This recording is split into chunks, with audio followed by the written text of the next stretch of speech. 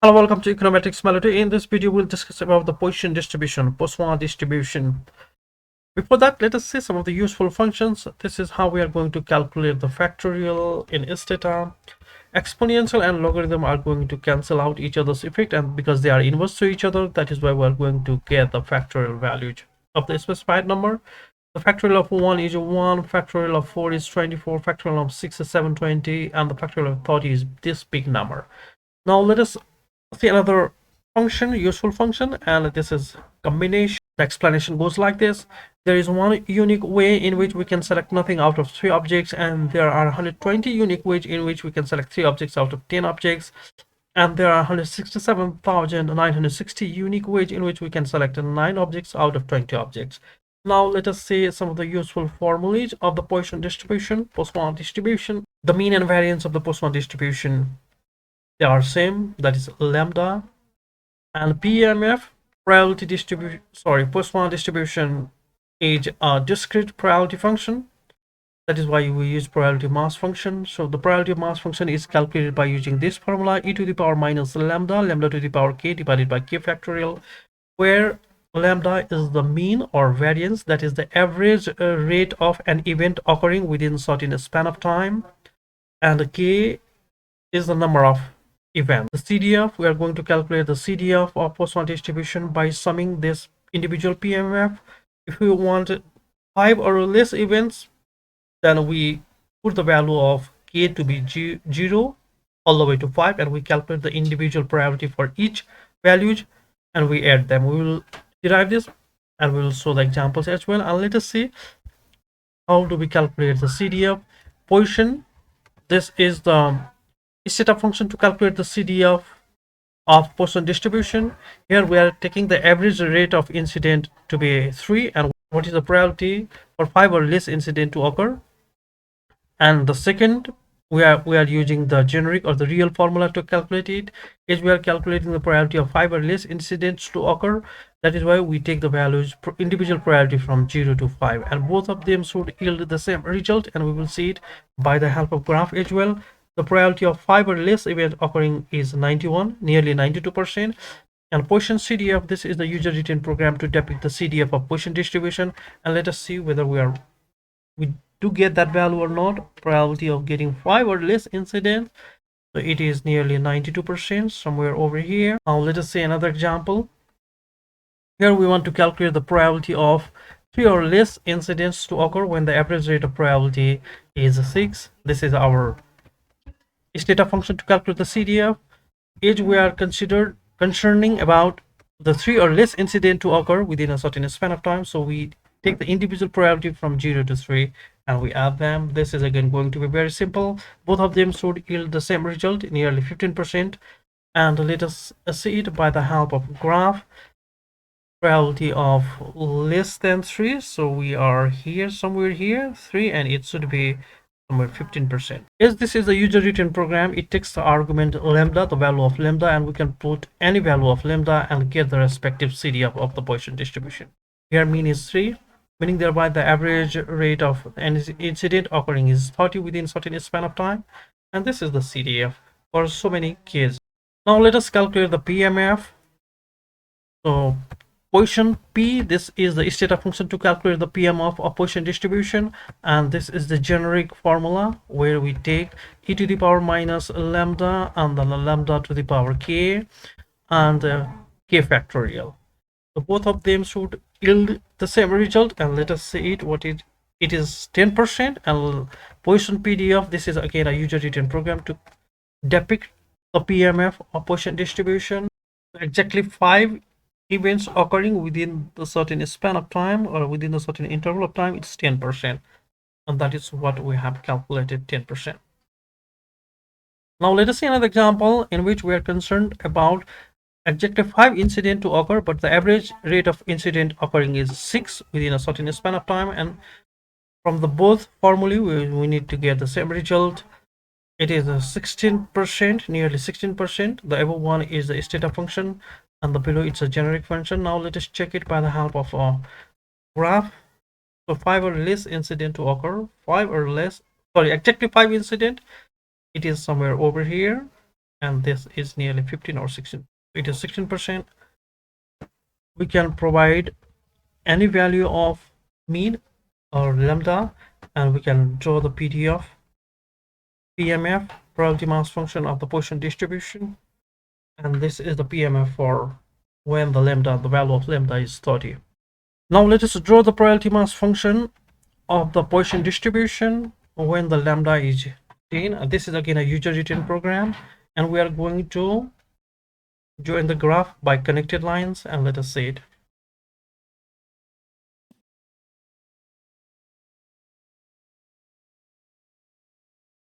The ladder nature of the graph, it indicates that Poisson distribution is a discrete distribution. Now let us this time join the lines by drop line, and we will get some sort of a feel of a bar graph.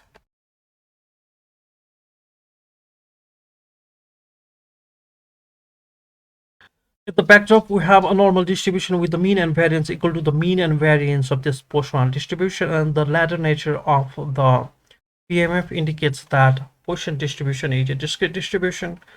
Now let us simulate it for different means. Let us draw the Poisson distribution, the graph for different mean in a single graph ranging from 1 to 12.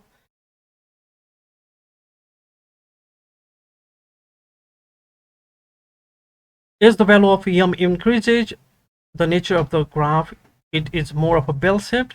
Actually, it will converge to the normal distribution.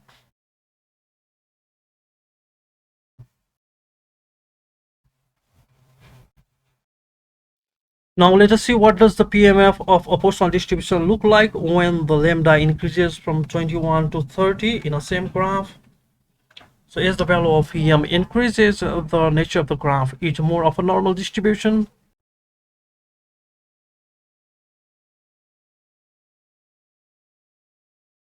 Now let us again reinforce this concept that for large m, the nature of the graph is more of a normal distribution. 42, we are ranging the value of m from 40 to 50. Again, this should be quite same like the normal distribution.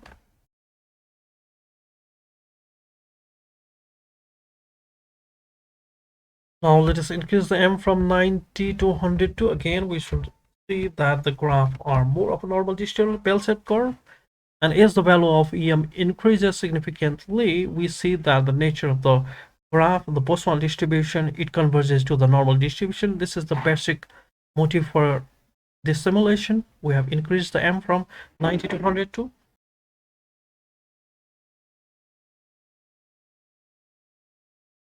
And if we want to see a single graph, let us see what is the PMF of Poisson distribution when the value of m is 102. At the backdrop, we have a normal distribution with the mean and variance equal to the mean and variance of this Poisson distribution, and we see that the Poisson distribution and the normal distribution, they are one and the same. Now let us see the area graph that is useful for the hypothesis testing. These are the commands that we have written, the programs we have written. So this is the Poisson distribution. At the backdrop, we have a normal distribution with the mean and variance equal to the mean and variance of this Poisson distribution. And our null hypothesis, m k equals to 3, meaning thereby the average incident that occurs within a certain time interval is 3. This is the value of k is 3, and we want to test the hypothesis that 3 or less incident occur within that time period, or 3 or greater incident occur within that time period. And for less than equal to 3, the probability, the area, the left side area, it is 64%, and for greater than equal to 3, it is 57%. Is both of them the value that is greater than 5%, that is why we fail to reject the null, and we conclude that the average rate of the incident occurring within certain time period is 3. It depends, the hypothesis, it depends on the nature of the question or the situation. Now let us see another example where we have manipulated the mean or the lambda value to be 20 and k incident that occurs within that time period, whether it is 12 or less or greater. So this is the Poisson distribution for the value m equals to 20, and we want to test the hypothesis that the average incident occurring or the events occurring within that span of time is less than equal to 12, and the area it is 4%, if this area is less than 5%, actually we reject the null, and we say that the average incident occurring within a certain span of time is actually in fact less than 12. Now if our alternative hypothesis is k is greater than or equal to 12, then the value, the area for this right side, it is 97%, and which is very higher than our alpha level 5%. That is why we fail to reject the null in this case, and for this case we conclude that the average rate of an incident occurring or the event occurring within a certain span of time is actually 20. Now let us see another example where we have manipulated the value of m, this time to be 9, and we want to test whether it is less than or equal to 3 or greater than or equal to 3, the average incident occurring within that span of time. So less than 3, for the value less than 3, for this alternative hypothesis, the probability is actually, the p-value is actually 2%.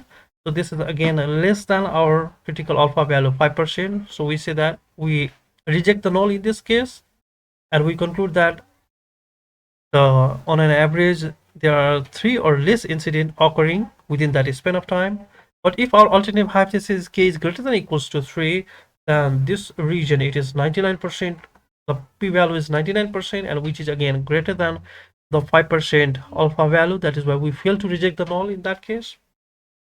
Graphically it is very clear to understand, and this is our motive to depict the hypothesis by the help of graph. And another example where the value of m is equals to 25, and we want to test the hypothesis whether the incident or the event that takes place within that time span is less than or equal to 36 or greater than or equal to 36. For both of these cases, for less than or equal to 36, we see that the value, it covers 98% of the area, which is way greater than 5%. That is why we fail to reject the null in this case, and we conclude that on an average within that span of time only 25 incidents occur. And for the value k is greater than or equal to 36, if we see the probability or the p-value for this, it is nearly 2 or 3%, and which is again less than 5%. If our benchmark or critical alpha value is 5%, then we reject the null, and we say that, and we conclude that the rate of an incident or event occurring for that time period, for that span of time period, is in fact greater than 36. This is the basics of one-tailed test. Now let us see about the usage of Poisson distribution, and it gives the probability of an event happening a certain number of times within a given number of time or space, within a given period of time or space. And the example, some of the examples could be text messages per hour, website visitors per month. In order to model such kind of events, we take help of the Poisson distribution. Poisson distribution is used in quality control, survival analysis, insurance analysis, and queuing theory. Similarly, we can use the Poisson regression. We have a Poisson regression where the concept of Poisson distribution is used, and here is some example of it, which we will explore in some other videos. This is how we can run the Poisson regression, and we have used the Poisson regression over here. So this is it for this tutorial. Thank you very much for your time. Thank you very much, Econometrics Melody.